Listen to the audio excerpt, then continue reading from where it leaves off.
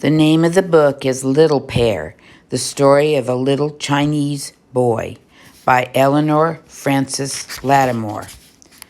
Chapter 1, Little Pear and His Family. There was once a Chinese boy called Little Pear. He lived with his father, his mother, and his two sisters in a small house at the edge of a village in China. All around the village were flat fields of cabbage and beans and onions, and far away on one side was a great highway that led to the city, and far away on the other side was a river. Little Pear's mother used to say to him, "You may run and play out of doors, but do not go near the river.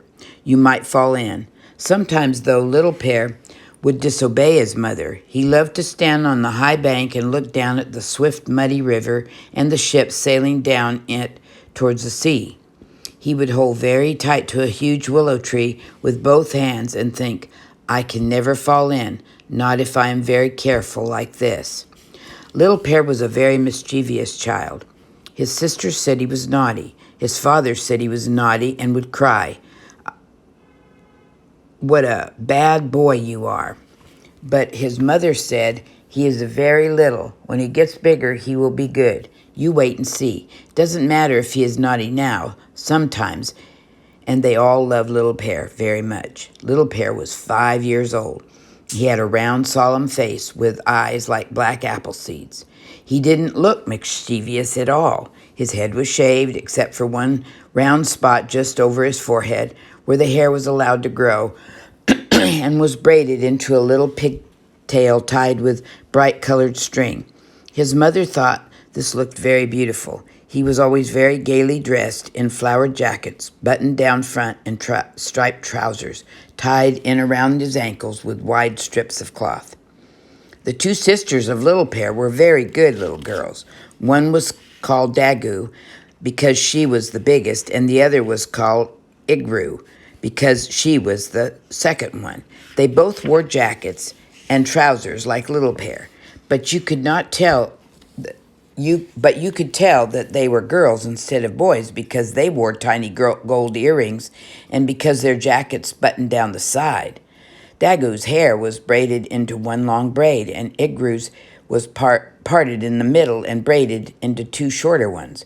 Dagu was quiet and gentle and helped her mother around the house, and when Little Pear was a baby, it was Dagu who carried him around on her back and taught him nursery rhymes.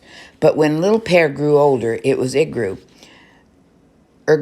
who played with him the most, for she was only 2 years older than he, and she was a tomboy besides. The house that Little Pear lived in, like the other houses in the village, were made of sun-baked bricks, the color of dust.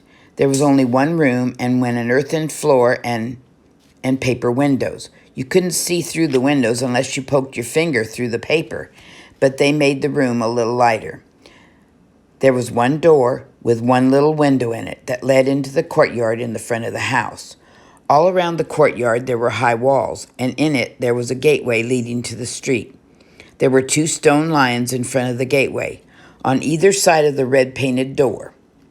They had curly manes and mouths that looked as though they might be laughing or might be roaring. Little Pear could never decide which. The house was at the end of the street and at the edge of the village. You could stand in the gateway and look across the flat fields towards the river. You could not see the river, but you could see the tall masts and the sails of the ships. It gave Little Pear a happy feeling to stand there and think of the river and of the sea and of the whole world. His little pigtail would stand straight up with excitement. Inside the house there was very little furniture. The family all slept on a huge square bed made of gray bricks and built against the wall. It was a wide, flat, and hard. The pillows were shaped like long rolls, and they were hard too, but Little Pear and his family rolled themselves up in their warm quilts and slept very comfortably. There was a brick stove at the back of the room where Little Pear's mother cooked the meals, and there was also a fireplace under the bed. In the winter, they had a fire burning there to keep them warm. During the day, they put a small table with short legs on top of the bed and gathered there for meals. Their only pet was a yellow bird who sang sweetly from his cage, which swung by the open door.